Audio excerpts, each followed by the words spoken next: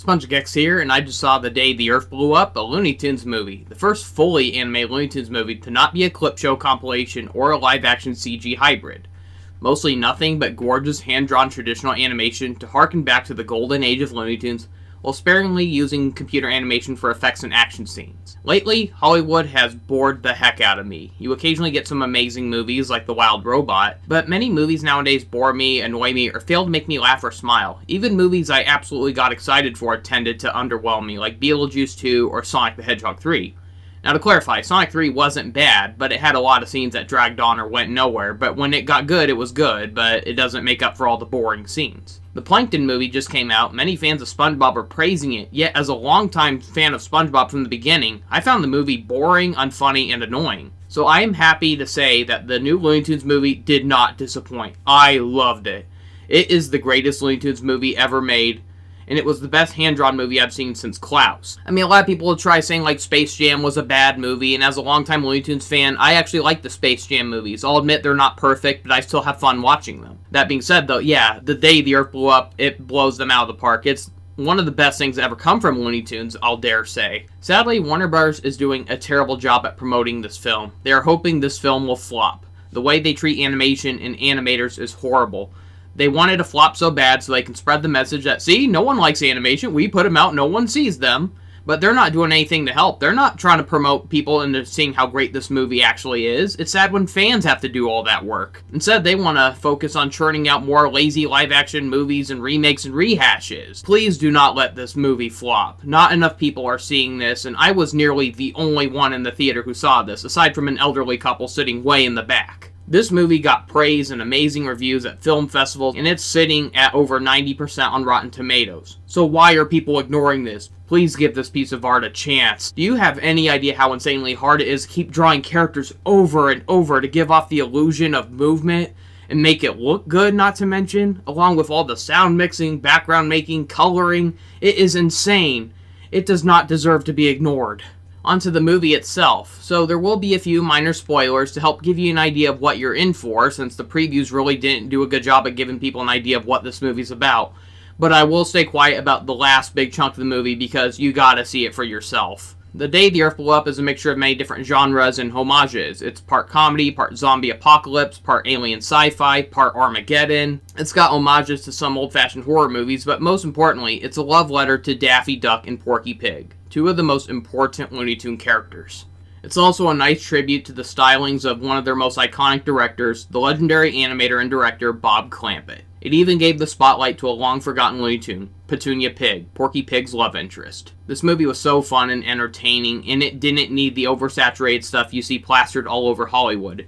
It didn't need to draw people in with big actors, it didn't need an overbloated cast of characters or complicated plots, and it didn't need an ocean of cameos or product placements. All it needed was three main characters and a villain. Even with such a small cast of characters, it gave them all the time and focus they needed to flesh them out and keep the plot going without getting boring or annoying. Daffy and Porky were incredibly well handled in this film. I'll dare say it's their best portrayals ever, even exceeding the shorts they originated from. While they are true to their original selves, they're also allowed to be more fleshed out, and they have actual development. Despite how this is a comedy movie made for laughs, there are actually some heartwarming and heartbreaking scenes between these two.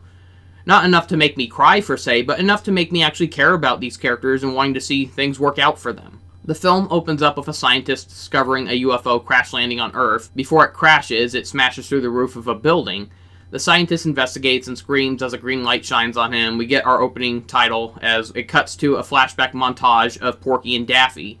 So in this movie, Porky and Daffy are adoptive brothers. They were found abandoned as babies and adopted by a farmer named Jim. Farmer Jim was such an uncanny but hilarious character. He was made to look overly detailed and have some very limited animation, but it was all done for comical effect. He was a really good father figure for them, you know, like he basically nursed them since they were babies, and you can tell he really cares for them, but he's concerned about Daffy because he's too reckless and destructive. And like the way he was animated, the way he looked, it felt like a gag straight from one of the early Looney Tunes shorts. Because you know how, not only in old cartoons, but even modern cartoons like SpongeBob, how when they show like a close-up of a character, how they have those overly detailed paintings of like the character's hands or something. And so the fact that Farmer Jim is nothing but a detailed close-up. So his animation ranges. So 1 minute he's moving really stiffly, and then others he has more fluid animation. It's so uncanny, but so funny.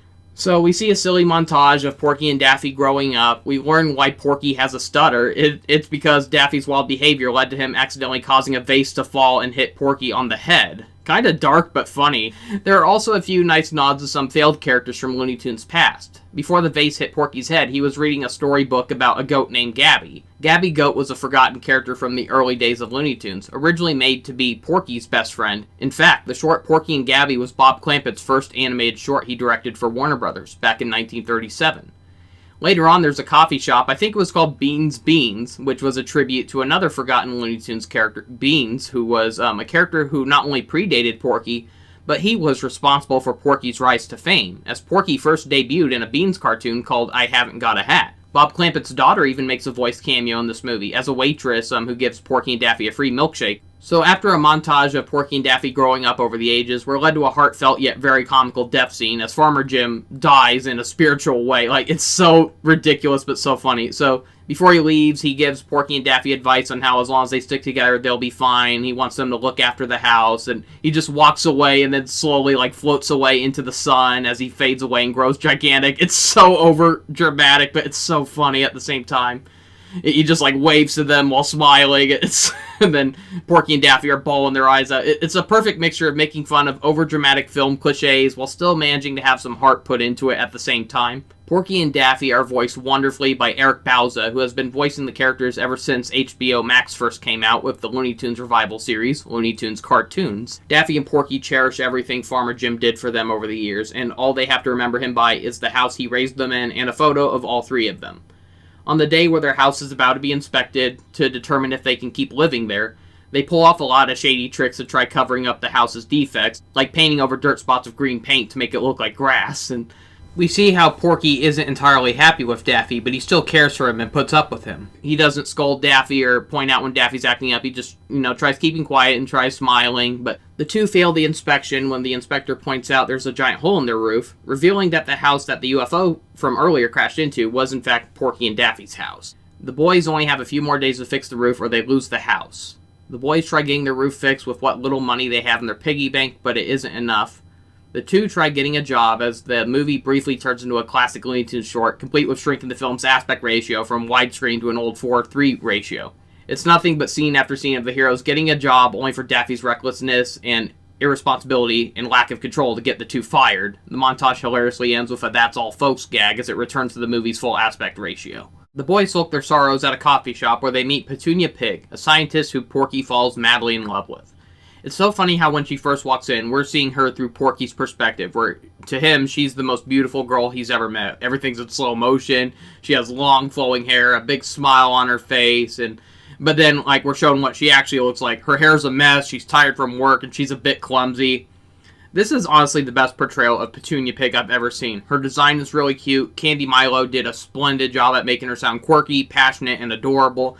Petunia is a scientist who works at a gum factory, and she is dead set on trying to find the perfect flavor to make the factory's gum taste better. She's sick of the same generic berry flavor they keep re-releasing, and she wants to find a flavor that gives people a flavor explosion. Petunia offers Porky and Daffy a job at the gum factory, and things are finally going really well for the two. They finally found a job that they can actually handle. Porky does nothing but push a button while Daffy pulls a lever. I wish I could find a job that simple in life. Porky and Petunia are such an adorable couple with brilliant chemistry. There's a moment where Petunia starts stuttering and she gets embarrassed by it, only for Porky to fall in love with her even more as they both start finishing each other's sentences while stuttering at the same time.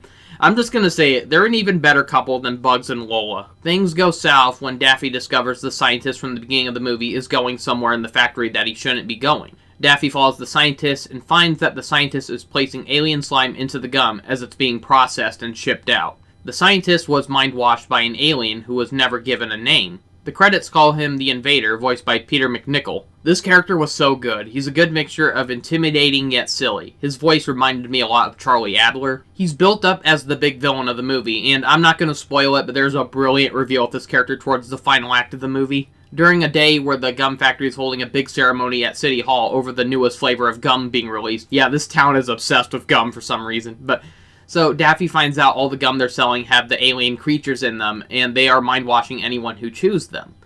Porky asks Petunia to go out on a date with him that day, but Porky overhears people talking about a crazy duck running around the gum ceremony. Daffy got tangled up in some gum when he found out that there's aliens inside of them, causing the gum to tear off his feathers, leaving Daffy naked as he's running around like a madman, invading the ceremony, like taking the microphone straight out of the mayor's hand and screaming about gum invading people's minds. So Daffy ends up accusing the mayor of being an alien and humiliates the mayor and himself and ends up getting thrown in jail. Porky ends up using the last of their savings to bail Daffy out, as Porky vents out his frustration with Daffy. Porky tries proving how crazy Daffy sounds about this evil gum invasion, as he spends their last nickel on a piece of gum and is about to chew it just to prove Daffy wrong, but Daffy pushes Porky as he accidentally bumps into Petunia. Porky tries apologizing for missing their date, but they don't have time for that, as Daffy asks Petunia if she can investigate the gum and find out what's wrong with it. Since Petunia hates that flavor of gum so much, she gladly participates in trying to find something wrong with it. They take it to a lab and put it in a large glass container to observe it. The invader notices they captured one of his gum aliens, and he's able to use his powers to awaken something inside the gum alien to turn it into a large gum monster, as our heroes try fighting it off. Petunia finds out that gum can be defeated with a flamethrower. Eventually, they find a way to get the gum aliens out of people's mouths by making people smell rotten eggs to make them spit it out in disgust. And that's as far as I'll go about describing the movie's plot. Saying any more will just spoil it. The plot is nothing amazing, but it's very well done. There wasn't a single scene that bored me or annoyed me. Normally, I hate it when movies think that showing a character's butt automatically equals funny, but there's two scenes where Daffy's butt is shown, and while I didn't laugh, I wasn't rolling my eyes. The first 22 minutes are okay, not much happens, but it's around the 23-minute mark when Petunia Pig finally gets added to the story where I think the plot finally picks up. That's where the alien invasion starts building up, and there are so many wonderful scenes in this movie. One of my favorite scenes is during the part where Porky and Daffy start working at the gum factory, and we get this very artistic and wonderful throwback scene. It was almost like the pink elephant scene from Dumbo. The art style changes and gets very abstract as we see a fantasy of Porky and Daffy dancing through the machinery while hearing a wonderfully jazzy orchestration of the classic Looney Tunes track Powerhouse. It was a tune that was used in many early Looney Tunes shorts during scenes where we usually saw things moving through like a factory conveyor belt. The music that goes da da da da da da da da da da. That's like the best rendition of that tune I've ever heard. That was such a fun scene. I was tapping my toe to the music with a big smile on my face all the way through. This is a must-watch in theaters. The big screen and surround sound really add to this movie. The movie overall has a fantastic score, which made the silly scenes silly, the emotional scenes heartwarming or heartbreaking, and the more intense scenes thrilling. The part with the giant gum monster on the loose was very fun, kind of creepy. It was a great tribute to alien horror films with some very comical moments, especially the part where the alien tries forcing itself into Daffy's mouth, and you see how it's touching Daffy's tongue, and he's like, "I don't even know you!" That cracked me up. The scene where Porky and Petunia are running around the city hunting down the gum aliens while it's the end of the world as we know it plays in the background, that was also a lot of fun. Yeah, there's not a lot of licensed songs in this film. Usually any animated movie will try cramming in as many licensed pop songs or something as they can.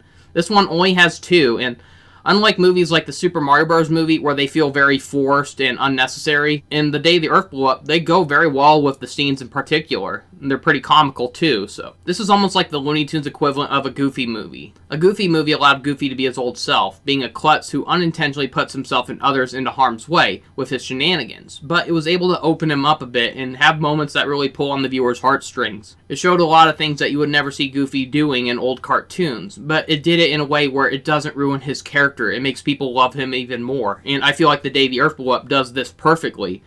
We see throughout the film how Porky cares a lot about Daffy, but Daffy's recklessness really holds Porky back from getting anywhere in life, and eventually it does build up and Porky just can't stand it anymore. He kept losing jobs because of Daffy's lack of self-control. He lost the chance to date a girl he liked because of Daffy. It comes to the point where Porky starts doubting Daffy and doesn't trust him anymore. It doesn't make you hate either character. We see that Daffy means well, and he's aware that he screws things up, and he's aware that he can't control himself. And it is heartbreaking when Porky tricks Daffy into staying behind because he fears Daffy will ruin the equipment he and Petunia need to fight off the aliens.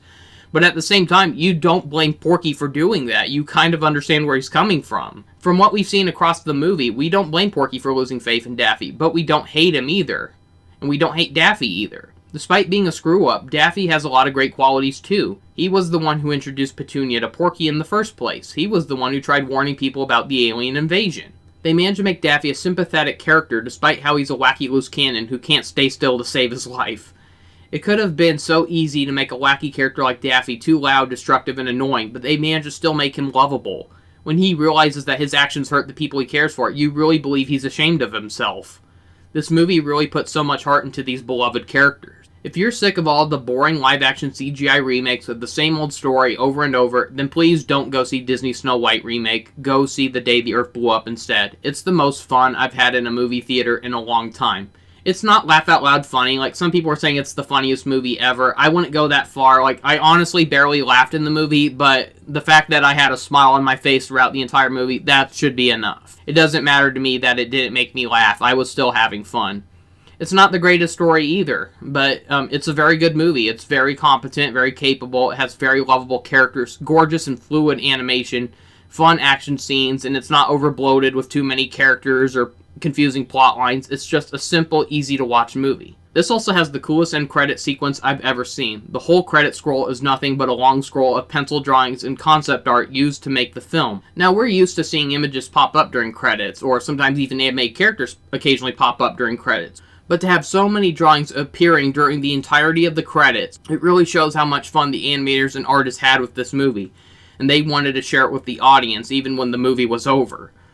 So, the after-credit scene is just kind of heartbreaking, though, because it has Porky doing his iconic "that's all folks" closure, as Daffy tells him not to say that because they need to prepare for the sequel. That final line kind of broke my heart, because as great as the movie is, it's likely destined to flop in sales.